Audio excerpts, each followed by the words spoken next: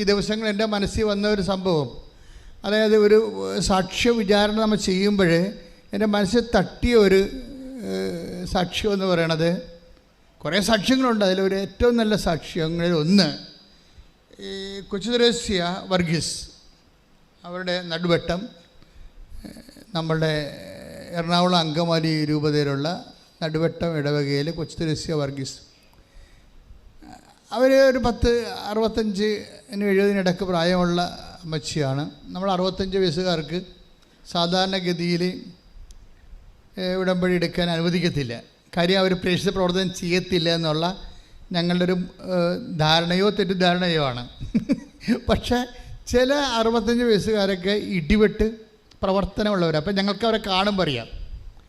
അപ്പോൾ നമുക്കറിയാം അവർ ചെയ്യും എന്നറിയാം. എങ്കിൽ ഞങ്ങൾക്ക് കോൺഫിഡൻസ് ഉണ്ടെങ്കിൽ തീർച്ചയായിട്ടും ഉടമ്പടി ചെയ്തോളാൻ പറയും. ചില കാണുമ്പോൾ തന്നെ അറിയാം അവരത് നടക്കത്തില്ല. ചുമ്മാ പേരക്കിടാങ്ങൾക്ക് വേണ്ടി പേരക്കിടാങ്ങളോ അല്ലെങ്കിൽ മക്കളോ ഇവരെ ഉന്തിത്തള്ളി വിട്ടിരിക്കുകയാണ്. മക്കൾക്കും പേരക്കിടാങ്ങൾക്കും വന്ന് ഉടമ്പടി എടുക്കാൻ കഴിയുകയില്ല. കാര്യം കൈപൊള്ളുന്ന പരിപാടിയാണല്ലോ. അതുകൊണ്ട് ഇവരെ കരുവാക്കി ഇവരെ ഉന്തിത്തള്ളി വിട്ടിരിക്കുകയാണ്. അങ്ങനെയുള്ള വേട്ടാമൃഗങ്ങളെ കാണുമ്പോഴും ഞങ്ങൾക്കറിയാം ഇത് വേറെ ആൾക്കാരുടെ ഇരകളാണ്, ഇവരെ ഉടമ്പടിയുമായിട്ട് യാതൊരു ബന്ധവുമില്ല, ആർക്കോ വേണ്ടി ഒപ്പിക്കാൻ വേണ്ടി വന്നിരിക്കുക. അപ്പോൾ ഞങ്ങൾ റിജക്റ്റ് ചെയ്ത് കളയും. അതിലൊക്കെ അധികാരം കമ്മ്യൂണിസ്റ്റേഴ്സിനും അവിടെ ഓഫീസിലിരിക്കുന്ന ആൾക്കാർക്ക് കൊടുത്തിരിക്കുകയാണ്. ഞാനകത്ത് ഇടപെടത്തിലേക്ക് ആൾക്കാരെ കാണുമ്പോൾ തന്നെ അവർക്കറിയാം. കാര്യം ഉടമ്പടി എന്ന് പറയുന്നത് സത്യസന്ധതയുടെ ഒരു പ്രാർത്ഥനയാണ്. സത്യസന്ധത ഇവിടെ ഇല്ലെന്നുണ്ടെങ്കിൽ വെളുക്കാൻ തേക്കണത് പാണ്ടാകും. അത് ഉറപ്പായിട്ടും ആകും, ഒരു സംശയമില്ലാത്ത കാര്യമാണ്. ഞാനീ എന്തുകൊണ്ടാണ് എൻ്റെ മനസ്സിനെ ഇങ്ങനെ ഒരു സാക്ഷ്യം, ഇപ്പോൾ കൊച്ചുത്രേസ്യ വർഗീസിൻ്റെ സാക്ഷ്യം എന്താണ് എൻ്റെ മനസ്സിനെ കുലുക്കിയെന്ന് വെച്ച് കഴിഞ്ഞാൽ, ഇവർ ഭയങ്കര റിമോട്ട് കൺട്രോൾ ഇരുന്നു കൊണ്ട്, അതായത് ഇറ്റലിയിൽ നിന്ന് ചെക്കോസ്ലോവാക്യയ്ക്ക് പോകേണ്ട ഒരു മകളെ അവൾക്ക് അവിടെ അനുഭവിക്കുന്ന പ്രശ്നങ്ങളെ ഇവിടെ ഇരുന്നുകൊണ്ട് റിമോട്ടിൽ കൺട്രോൾ ചെയ്യണ കാണാം. ഈ പ്രേയർ നമ്മൾ ദൈവവുമായിട്ട് നല്ല ബന്ധമായി കഴിഞ്ഞാൽ പിന്നെ ഉടമ്പടി അതിൻ്റെ സാക്ഷാൽ വിശ്വരൂപം കാണിക്കും. നിങ്ങൾ പറയുന്ന പല സാക്ഷ്യങ്ങളും ഉടമ്പടിയിൽ 50% താഴെ ആൾക്കാർ ജനറലായിട്ട് പറയുന്ന സാക്ഷ്യങ്ങളാണ്. അതിന് മുകളിൽ ഒത്തിരിയേറെ ദൈവാനുഭവങ്ങളുണ്ട്. ഇപ്പോൾ കുറച്ച് ഇവിടെ മകളുടെ പ്രശ്നം വെച്ച് കഴിഞ്ഞാൽ, അവളുടെ മകൾക്ക് IELTS കാലത്ത് പ്രശ്നം ഉണ്ടായിരുന്നു, പരീക്ഷക്കാലത്ത് പ്രശ്നം ഉണ്ടായിരുന്നു, ഓഫർ ലെറ്റർ വന്ന കാലത്ത് പ്രശ്നം ഉണ്ടായിരുന്നു, ഇൻ്റർവ്യൂവിൻ്റെ കാലത്ത് പ്രശ്നം ഉണ്ടായിരുന്നു, ജോലിയുടെ അസൈൻമെൻറ്റ് കാലത്ത് പ്രശ്നം ഉണ്ടായിരുന്നു. ഇങ്ങനെ മൊത്തം പ്രശ്നമാണ്. ഇപ്പോൾ ഈ പ്രശ്നങ്ങളെല്ലാം പ്രാർത്ഥിച്ച് ഈ അമ്മയും മകളും കൂടി പ്രാർത്ഥിച്ച് തരണം ചെയ്ത് അവസാനം രാജ്യം വിട്ടുപോയി ഇറ്റലിയിലായി. ഇറ്റലിയിൽ നിന്ന് ഇവർക്ക് ഇനി ചെക്കോസ്ലോവാക്യയിലേക്ക് പോകണം. പക്ഷേ ചെക്കോസ്ലോവാക്യയിലേക്ക് ഫ്ലൈറ്റ് ഇല്ല, കോവിഡാണ്. അതാണ് പ്രശ്നം. രാവിലെ 10:30 അവർ ചെന്ന് വിമാനത്താവളത്തിൽ നിൽക്കുന്നതാണ്.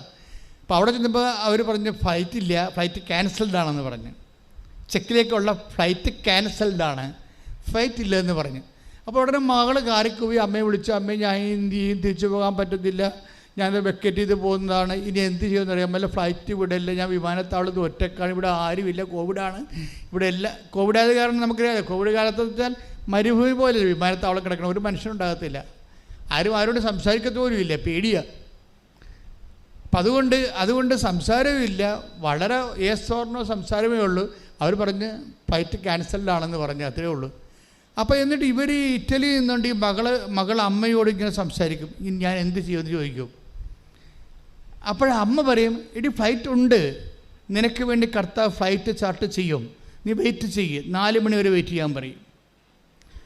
അതെന്തു ഉദ്ദേശത്തിലാണ് എടുത്ത് പറയണത്? ഫ്ലൈറ്റ് ഉണ്ട്, നിനക്ക് വേണ്ടി അമ്മ ഫ്ലൈറ്റ് ചാർട്ട് ചെയ്യും, അത് 4 മണി വരെ വെയിറ്റ് ചെയ്യാൻ പറയും.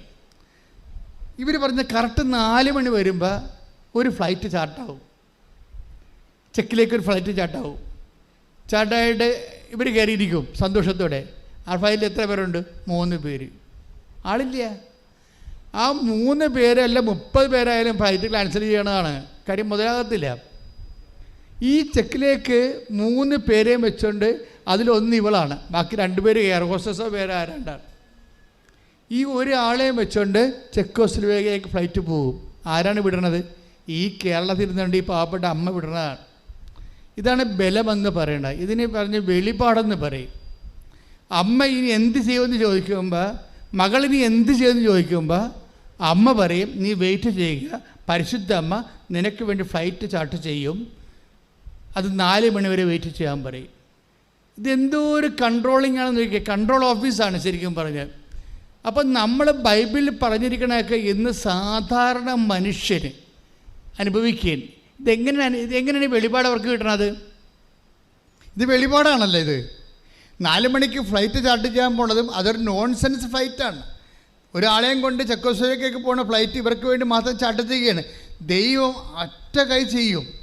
ദൈവത്തെ സ്നേഹിക്കുന്നവർക്ക് ദൈവം കാര്യങ്ങൾ നടക്കാൻ പോകുന്ന കാര്യങ്ങൾ പറഞ്ഞു കൊടുക്കുകയും ചെയ്യും, വെളിപാട് നൽകുകയും ചെയ്യും.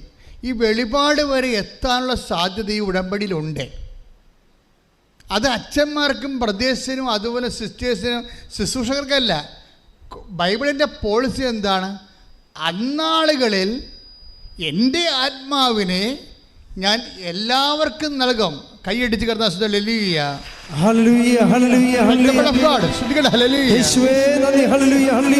പരമദിവ്യകാരുണ്യത്തിന് ആരാധനയും സ്തുതിയും സന്തോഷത്തോടെ സ്നേഹസഹത്തോടെ പരിശുദ്ധ പരമദിവ്യകാരുണ്യത്തിന് ആരാധനയും സ്തുതിയും പുകഴ്ചയും റീഡ് ഔട്ട് ജോയൽ പ്രവാചന പുസ്തകം 2:28 വായിച്ചോളൂ. അന്ന് ഇങ്ങനെ സംഭവിക്കും. പറഞ്ഞേ, അന്ന് ഇങ്ങനെ സംഭവിക്കും. അന്ന് ഇങ്ങനെ സംഭവിക്കും. എല്ലാവരുടെയും മേൽ എന്റെ ആത്മാവിനെ ഞാൻ വർഷിക്കും. നിങ്ങളുടെ പുത്രന്മാരും പുത്രിമാരും പ്രവചിക്കും. നിങ്ങളുടെ വൃദ്ധന്മാർ സ്വപ്നങ്ങൾ കാണും. ഇതാണ് സാധനം. വൃദ്ധന്മാർ സ്വപ്നങ്ങൾ കാണുമെന്ന്. നിങ്ങളിൽ പ്രായമുള്ളവർക്ക് എന്താ സംഭവിക്കണത്? സ്വപ്നം കാണാം. എന്ന് വെച്ച് കഴിഞ്ഞാൽ ദൈവഹിതം, ദൈവം ചെയ്യാൻ പോകുന്ന കാര്യങ്ങൾ കാണും നേരെ മുൻകൂട്ടി. നിങ്ങളുടെ വൃദ്ധന്മാരെ, അതായത് നിങ്ങളിൽ പ്രായമുള്ളവരെ എന്തു ചെയ്യും? അവർ സ്വപ്നങ്ങൾ കാണും, വരാൻ പോകുന്ന സംഭവങ്ങൾ. ദൈവം നമ്മളെ ഇസ്രയേലിൽ നിന്ന്, ഈജിപ്തിൽ നിന്ന് കൂട്ടിക്കൊണ്ടു പോകുന്നപ്പോഴേ നമ്മൾ സ്വപ്നം കാണുന്നവരെ പോലെ ആയിരുന്നില്ലേ എന്ന് സങ്കീർത്തനം പറയും. ഇപ്പോൾ ദൈവത്തിൻ്റെ വഴികൾ ഒരാളിന് വേണ്ടി ഒരു ഫ്ലൈറ്റ് ചാർട്ട് ചെയ്യുക എന്നുള്ളത് സ്വപ്നം മാത്രമാണ്. പക്ഷെ ആ സ്വപ്നം ഉടമ്പടിയിൽ സംഭവിക്കുകയാണ്. നിങ്ങൾക്കൊരു സ്വപ്നം കണ്ടാൽ അത് അയാഥാർത്ഥ്യങ്ങളെയാണ് നമ്മൾ സ്വപ്നങ്ങളെന്ന് പറയുന്നത്. പക്ഷേ ഉടമ്പടിയിൽ അങ്ങനെയല്ല. ഉടമ്പടി യഥാർത്ഥ സംഭവങ്ങളെയും ദൈവ മനസ്സിനെയും വെളിപാടുകളെയും ആത്മനിറവിനെയും വിളിക്കുന്ന പേരാണ് ദൈവിക സ്വപ്നം. കൈയടിച്ച് ശ്രുതികട ഹല്ലേലൂയ.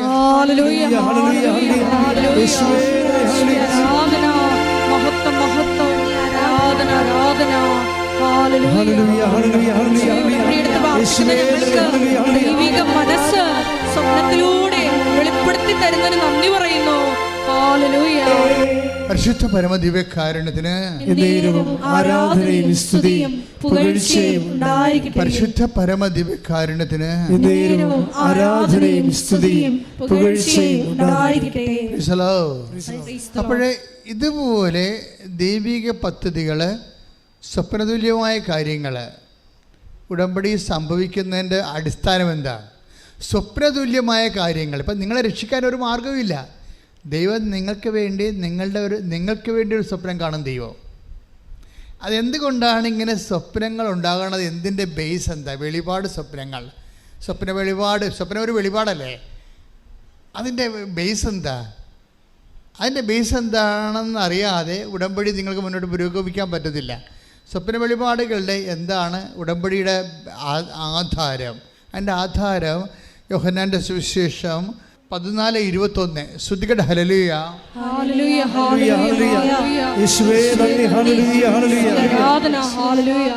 യോഹന്നാൻ 14:21. എന്റെ കൽപ്പനകൾ സ്വീകരിക്കുകയും പാലിക്കുകയും ചെയ്യുന്നവനാണ് എന്നെ സ്നേഹിക്കുന്നത്. എന്നെ സ്നേഹിക്കുന്നവനെ എന്റെ പിതാവും സ്നേഹിക്കും. ഞാനും അവനെ സ്നേഹിക്കുകയും എന്നെ അവന് വെളിപ്പെടുത്തുകയും ചെയ്യും. ഇത് ഉടമ്പടിയുടെ ഒരു കീ വേർഡാണ്. എല്ലാത്തിനും കീ വേണ്ടേ? നമുക്ക് മുറിയിൽ കീ ഉണ്ട്. കീ കളഞ്ഞു പോയുള്ള അവസ്ഥ അറിയാമല്ല. അതുപോലെ തന്നെ എല്ലാത്തിനും കീ ഉണ്ട്. കാറിനും കീ ഉണ്ട്. ബൈബിളിനും ജീവിതത്തിനും ഒക്കെ കീ ഉണ്ട്. കീവേഡ്, ആ കീവേഡ് ഉടമ്പടി കീവേഡാണ് 14:21 യോഹന്നാൻ്റെ സുവിശേഷം. എന്താ പറയണത്? ഏറ്റു പറഞ്ഞ്, ഒന്ന് എന്നെ സ്നേഹിക്കുകയും റീഡ് ഇറ്റ്, എന്റെ കൽപ്പനകൾ സ്വീകരിക്കുകയും എന്നെ സ്നേഹിക്കുകയും എന്റെ കൽപ്പനകൾ സ്വീകരിക്കുകയും ചെയ്യുന്നവര്, സ്വീകരിക്കുകയും പാലിക്കുകയും ചെയ്യുന്നവര്. നിങ്ങളൊന്ന് ചിന്തിച്ച് നോക്കിയേ, അതിൻ്റെ അർത്ഥം എന്താണ്? ഉടമ്പടി എടുക്കുന്നവരെന്നതിൻ്റെ അർത്ഥം ക്ലിയർ അല്ലേ? 14:21 അർത്ഥം എന്താണ്? എന്നെ സ്നേഹിക്കുകയും, എന്ന് പറഞ്ഞേ, എന്റെ കൽപ്പനകൾ സ്വീകരിക്കുകയും അവൻ പറയണത് പോലെ പാലിക്കുകയും ചെയ്യുന്നവരെ, ഉടമ്പടി എടുക്കുന്നവര്. അതാ വിഷയം. ഉടമ്പടി എടുക്കാതെ നമുക്ക് ആധ്യാത്മിക ജീവിതം സാധ്യമല്ല. അല്ലെങ്കിൽ ഉടമ്പടി പ്രകാരമല്ലാതെ ദൈവവചനം ജീവിക്കാതെ നമുക്ക് ആധ്യാത്മിക ജീവിതം സാധ്യമല്ല. ഇപ്പം കറക്റ്റ് വെളിപാടുകൾ, സ്വപ്ന വെളിപാടുകൾ വരെ ആരംഭിക്കുന്നതിന് അടിസ്ഥാനം എന്താണ്? ആദ്യം ബേസ്മെൻറ്റ് എന്താണ്? എന്നെ സ്നേഹിക്കുകയും. ഇപ്പം ഈ ഉടമ്പടിയിൽ എടുക്കുന്ന 50% പേര് പൊട്ടകളാണ്. എന്താ കാര്യം? അവർ ദൈവത്തെ സ്നേഹിക്കണില്ല, അവരവരുടെ ജോലി സ്നേഹിക്കുന്നു, ഇല്ലേ? ആരെങ്കിലും പോയി ലൈൻ അടിച്ച് വെച്ച് അവനെ വശത്താക്കാൻ വേണ്ടി വന്ന് ഉടമ്പടി ചെയ്യുന്ന കണ്ടാമൃഗങ്ങളും ഉണ്ട്. ആ തമസ്സറയല്ലേ? എന്നിട്ട് അതല്ല, എന്ത് ധൈര്യമാണ് ഇത് വന്ന് എന്നോട് പറയണത്? ഇപ്പോൾ എന്തൊരു ചങ്കത്തികളായിരിക്കും നോക്കിയേ. ആണുങ്ങൾ പറയത്തില്ല, പെണ്ണുങ്ങൾ പറയത്തുള്ളൂ. അവിടെ നിൽക്കുമ്പോൾ അറിയാൻ പറ്റും. പിന്നെ ഞാനങ്ങനെ കൺട്രോളൊന്നും കളയാതെ മര്യാദക്ക് നിൽക്കുക, അല്ലെങ്കിൽ ഇതിനൊക്കെ ഓടിക്കത്തില്ലേ, തലക്കെട്ടടിച്ച് ഓടിക്കും. അപ്പം അത്രയും ബോധമില്ലാത്ത ആൾക്കാരുണ്ട്. ആ ദൈവഹിതമാണോ? നമുക്കറിയാം കണ്ണിൻ്റെ ദുരാശയാണോ? ശരീരത്തിന് നമുക്കറിയാമില്ല. ഈ പ്രണയമൊക്കെ വരുമ്പോൾ ഉണ്ടാകുന്നൊരു പ്രശ്നം എന്ന് വെച്ച് കഴിഞ്ഞാൽ, പ്രണയകാലങ്ങളിലെ ആധ്യാത്മിക ജീവിതത്തിന് സാധ്യമല്ലാതെ വരും. എന്താ കാരണം എന്നറിയാമോ? പ്രണയകാലം ബേസിക്കായിട്ട്, നിങ്ങൾ ഇതിൻ്റെ അകത്ത് അകപ്പെട്ടിരിക്കുന്ന ആൾക്കാർ ശ്രദ്ധിച്ചാലും കേട്ടോ, പ്രണയകാലം ബേസിക്കായിട്ട് എന്തിൻ്റെ കാലമാണ്? കണ്ണിൻ്റെ ദുരാശയുടെ കാലമാണ്. ശരീരത്തിൻ്റെ അഹന്ത, കണ്ണിൻ്റെ ദുരാശ, ജഡത്തിൻ്റെ ദുരാശ, ജീവിതത്തിൻ്റെ അഹന്ത, ഈ 3 സാധനമാണ്. ഇതൊന്നും പിതാവിൻ്റെതല്ല, ലോകത്തിൻ്റെതാണ്. ലോകാരൂപിയിലാണ് ജീവിക്കണേ. അതുകൊണ്ട് എന്ത് പറ്റി? അത് കാരണം എന്തോ ലോകം കടന്നു പോകും. അതിൻ്റെ മോഹഭാവമാണിത് സംഭവം. കാര്യം ഇതിൻ്റെ പ്രണയത്തിൻ്റെ കൂടെ വരുന്ന കുറേ പാപങ്ങളുണ്ട്. ഒന്ന്, പ്രാർത്ഥനാ ജീവിതം പൊളിയായി. അകപ്പെടെ പ്രാർത്ഥിക്കണമെങ്കിൽ ഇവനെ അവളെ കിട്ടാനേ പ്രാർത്ഥിക്കത്തുള്ളൂ, വേറെ ഒന്നിനും പ്രാർത്ഥിക്കത്തില്ല. ദൈവഹിതത്തിന് പ്രാർത്ഥിക്കത്തില്ല. നീ പ്രണയിച്ചിരിക്കുന്നവരോടൊന്ന് പറയാമോ ദൈവഹിതം നോക്കാൻ? നോക്കത്തില്ല. അതൊക്കെ ദൈവം ചെയ്തോളും. അത് ഇവരുടെ ഈ ആക്രാന്തം മുഴുവൻ ദൈവത്തിൻ്റെ പേരിൽ കെട്ടിയേൽപ്പിച്ചിട്ട് അതിനുവേണ്ടി ദൈവത്തിനെ വശത്താക്കാൻ വേണ്ടി നടക്കുകയാണ് കണ്ടാമൃഗം. അപ്പോൾ ഇതിൻ്റെ പ്രോബ്ലം വെച്ചാൽ ചെന്ന് അകപ്പെട്ട പണി കിട്ടും. ഇതിനൊക്കെ ഒരു കാലമുണ്ടെന്നാണ് ബൈബിൾ പറയണത്. ഇതിനൊക്കെ ഒരു കാലമുണ്ട്. ഇന്നലെ ഒരു +2 കാരത്തി എൻ്റെ അടുത്ത് വന്നിട്ടുണ്ടായിരുന്നു. അവളെ അമ്മയാണ് കൊണ്ടുവന്നിരിക്കണത്. അച്ഛൻ ഇവളൊരു പ്രണയത്തിൽ പെട്ടിരിക്കുകയാണ്, ഇവളെ അച്ഛനൊന്ന് ഉപദേശിക്കണമെന്ന് പറഞ്ഞ്. അപ്പോൾ ഞാൻ ചിരിച്ച്. കാര്യം 17 വയസ്സുകാരികളെ ഉപദേശിച്ചാൽ മിക്കവാറും നമ്മൾ ആത്മഹത്യ ചെയ്യേണ്ടി വരും. കാര്യം ഇവരുടെയൊക്കെ ഈ 17 വയസ്സിൽ തന്നെ ഈ കച്ചവടം തുടങ്ങിയിരിക്കാൻ കാരണം ഇവരുടെ ബുദ്ധി, മനസ്സ്, ഓർമ്മ, ഉറക്കം എല്ലാം ഇതിൻ്റെ അകത്ത് ഈ ബാക്ടീരിയ, വൈറസ് കയറി പിടിച്ചിരിക്കുകയാണ്. നല്ല വൈറസാണ് ഈ സാധനം. അപ്പോൾ ഇതിനെക്കുറിച്ച് എന്തെല്ലാം നമ്മൾ പറഞ്ഞാലും പാടാണ്, പറഞ്ഞിട്ട് കാര്യമില്ല. പിന്നെ എന്ത് ചെയ്യും? ബന്ധിച്ച് പ്രാർത്ഥിക്കും. അപ്പോൾ ദൈവത്തിന് ഇവളോട് വല്ല താല്പര്യം ഉണ്ടെന്നുണ്ടെങ്കിൽ, അല്ലെങ്കിൽ അവനോടൊരു താല്പര്യം ഉണ്ടെന്നുണ്ടെങ്കിൽ, ഇതിൻ്റെ അകത്ത് കുഴപ്പങ്ങളുണ്ടെങ്കിൽ, ചിലതിന് കുഴപ്പം ഉണ്ടാകത്തില്ല, കുഴപ്പങ്ങളുണ്ട്. ചിലതിനല്ല, എല്ലാത്തിനും കുഴപ്പമുള്ളൊരു കുഴപ്പം എന്താണെന്നറിയാമോ? ഞാൻ ഇപ്പോൾ 10-21 ലക്ഷം ആൾക്കാരെ കൗൺസിൽ ചെയ്തപ്പോൾ എനിക്ക് മനസ്സിലായത്, ഇതിൻ്റെ അകത്ത് വരുന്ന കുഴപ്പമെന്ന് പറയുന്നത് ദൈവത്തിന് 1-ാം സ്ഥാനവുമില്ല, 2-ാം സ്ഥാനവുമില്ല, 3-ാം സ്ഥാനവുമില്ല. പ്രണയവും കാമവും കയറി തലക്കടിച്ച് നടക്കുന്ന കക്ഷികൾക്ക് അവർ ദൈവത്തിന് 1-ാം സ്ഥാനമോ 2-ാം സ്ഥാനമോ 3-ാം സ്ഥാനമോ ഒന്നും കൊടുക്കത്തില്ല. മാതാപിതാക്കന്മാർക്ക് സ്ഥാനമില്ല, പിന്നെയാണ് ദൈവത്തിന്. അവർക്ക് അവരുടെ ആളിനെ മാത്രമേ സ്ഥാനമുള്ളൂ. അതുകൊണ്ട് ഇവർ അകപ്പെട്ടിരിക്കുകയാണ്. ശരിക്കും പറഞ്ഞാൽ ഇത് പേപ്പട്ട് കടിച്ച ആൾക്കാരെ പോലുള്ള അവസ്ഥയാണ് എൻ്റെ ഇത് വരുന്നത്. നോളെ ഒഴുക്കണില്ലെന്ന് മാത്രമേ ഉള്ളൂ, ബാക്കി എല്ലാ ചേഷ്ടകളും കാണിക്കും. ഇതിനെതിരെ ഒന്ന് സംസാരിച്ച് നോക്കി, അവർ വയലൻ്റായിട്ട് കടിക്കാൻ വരും ഉടനെ. അപ്പോൾ ഇങ്ങനെ വല്ലാത്തൊരു അവസ്ഥ കിടക്കുന്നതാണ്. ഇതിനെ ബന്ധിച്ച് പ്രാർത്ഥിക്കാൻ പറ്റും. കാര്യത്താൽ ഇത് ഇവർക്ക് ദോഷമാണെങ്കിൽ ദൈവം അതിർത്ത് മാറ്റും. പക്ഷേ പ്രൊവൈഡഡ് ദാറ്റ് ദൈവത്തിന് അവളോട് താല്പര്യം ഉണ്ടാകണം. അതാ പ്രശ്നം. അല്ലെന്നുണ്ടെങ്കിൽ ആസാൻ അതിനാ പോവും. നിങ്ങൾക്ക് ചിലപ്പോൾ നാളെ പിള്ളേർ ജനിക്കും. ഇപ്പോൾ അവർക്ക് പിള്ളേർ ജനിക്കുമായിരിക്കും, ഒരുമിച്ച് ജീവിക്കുമായിരിക്കും. ഒരുമിച്ച് ജീവിക്കുന്ന എന്തുമാത്രം പക്ഷികളുണ്ട്, മൃഗങ്ങളുണ്ട്, എല്ലാത്തിനും പിള്ളേരുണ്ടല്ല. അതൊന്നും ദൈവാനുഗ്രഹമല്ല. നിങ്ങൾ ചിന്തിക്കണം, നിങ്ങൾ ആത്മാവിനെ നഷ്ടപ്പെടുത്തുമോ എന്നാണ് പ്രശ്നം. നിങ്ങൾക്ക് പിള്ളേരുണ്ടാകുമോ, ജോലി കിട്ടുമോ, ജോലി കിട്ടത്തില്ല, അതൊന്നുമല്ല. ഇതൊന്നും ദൈവം മൈൻഡ് ചെയ്യാത്ത വിഷയമാണ്. അതൊക്കെ എല്ലാവരും കിട്ടും. ദൈവത്തെ വിശ്വസിച്ചില്ലെങ്കിലും അതൊക്കെ കിട്ടും.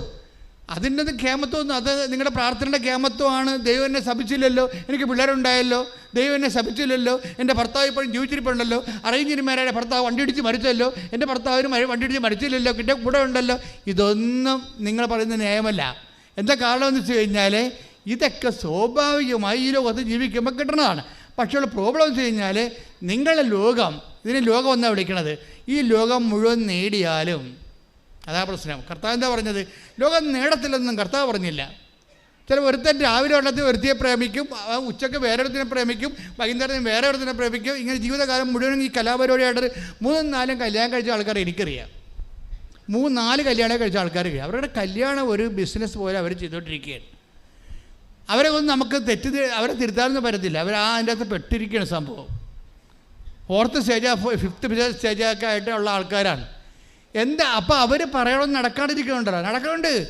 അവർ ജീവിക്കുന്നുണ്ട്, ഭക്ഷണം കഴിക്കുന്നുണ്ട്, ജോലി കിട്ടുന്നുണ്ട്, പരീക്ഷ കിട്ടുന്നുണ്ട്, വസ്തു വിൽക്കണില്ലേ, വീട് വെക്കണില്ലേ, എല്ലാ പരിപാടിയും ചെയ്യും. ലോകം മുഴുവൻ നേടുകയെന്ന് കർത്താവ് പറഞ്ഞിട്ടില്ല. കർത്താവ് ഒരു ചോദ്യം ചോദിച്ചു. എന്താ ചോദിച്ചത്? ഈ പറഞ്ഞ ലോകം മുഴുവൻ നേടിയാലും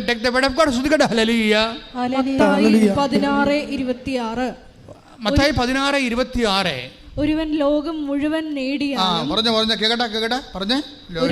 ലോകം മുഴുവൻ നേടിയാലും ലോകം മുഴുവൻ നേടിയാലും സ്വന്തം ആത്മാവിനെ നഷ്ടപ്പെടുത്തിയാൽ അവന് എന്ത് പ്രയോജനം? അപ്പൊ ദൈവം എന്താ നോക്കണത്? ഈ ഉടമ്പടി എടുക്കുമ്പോ ആത്മാവ് ഓക്കെ ആണെന്ന് നോക്കത്തുള്ളൂ. അല്ല നിനക്ക് സൗന്ദര്യമുണ്ടാ, ആരോഗ്യമുണ്ടാ, നിനക്ക് ദീർഘായുസുണ്ട്, ഇതൊന്നും ദൈവത്തിൻ്റെ സബ്ജക്റ്റ് പോലും അല്ല. എന്താ കാര്യം? ഇതൊക്കെ ഇപ്പോൾ മണ്ണോട് മണ്ണ് തീരാൻ പോണ കാര്യങ്ങളാണ്. കുറച്ച് ദിവസത്തിൻ്റെ വർഷത്തിൻ്റെ വ്യത്യാസം മാത്രമേ ഉള്ളൂ. എല്ലാം മണ്ണോട് മണ്ണ് തീർന്ന് അങ്ങോട്ട് തീരാൻ പോണ കാര്യങ്ങളാണ്. ഇതൊന്നും ദൈവം, ഇതിനെക്കുറിച്ചൊന്നും ദൈവം ബോധറല്ല. പക്ഷേ എന്താ പ്രശ്നം? നിങ്ങൾക്ക് ആത്മാവ് നഷ്ടപ്പെടുകയോ ഇല്ലയോ എന്ന് മാത്രമേ ദൈവം നോക്കത്തുള്ളൂ. നിങ്ങൾ ആത്മാവിനെക്കുറിച്ച് കൃത്യതയെക്കുറിച്ച് ബോധമില്ല എന്നുണ്ടെങ്കിൽ മൊത്തം പോയിരിക്കുകയാണ് ബോധം. ആത്മാവിനെക്കുറിച്ച് നിങ്ങൾക്ക് ബോധമില്ല എന്നുണ്ടെങ്കിൽ നിങ്ങളുടെ ബോധം മൊത്തം പോയിരിക്കുകയാണ്. കാര്യം ബോധം ഉണ്ടായിട്ട് കാര്യമില്ല. പോകാനുള്ളത് നേരത്തെ പോയിരിക്കുന്നു. പിന്നെ കുറച്ച് നാൾ ഇനി ജീവിക്കുമായിരിക്കും. അത് കഴിയുമ്പോൾ ചത്തും പോകും, ദൈവത്തിൻ്റെ അടുത്ത് എത്തത്തുമില്ല. ഇതാണ് എൻ്റെ വിഷയം. അപ്പം അതുകൊണ്ട് ഈ വിഷയത്തിൽ വളരെ ബുദ്ധിപൂർവമായ ഒരു നിലപാടെടുക്കേണ്ടി വരും. കർത്താവിനോട് അങ്ങോട്ട് ചെന്ന് പറയണം, എന്താണ്? ദൈവമേ, എൻ്റെ കണ്ണ് അകപ്പെട്ടിരിക്കുകയാണ്. ഏത് സമയത്താണ് ഈ മനുഷ്യനെ കണ്ടെന്നറിയത്തില്ല, പക്ഷേ ഇത് നിൻ്റെ ഹിതമാണെന്ന് എനിക്കറിയത്തില്ല. അതുകൊണ്ട് ഞാൻ തൽക്കാലം സ്റ്റോപ്പ് പേയ്മെൻറ്റ് ചെയ്യുന്നു. എന്താണ്? ബൈബിൾ പറഞ്ഞിട്ടുണ്ട്, പ്രണയിക്കാൻ ഒരു കാലം എന്ന് പറഞ്ഞിട്ടുണ്ട്.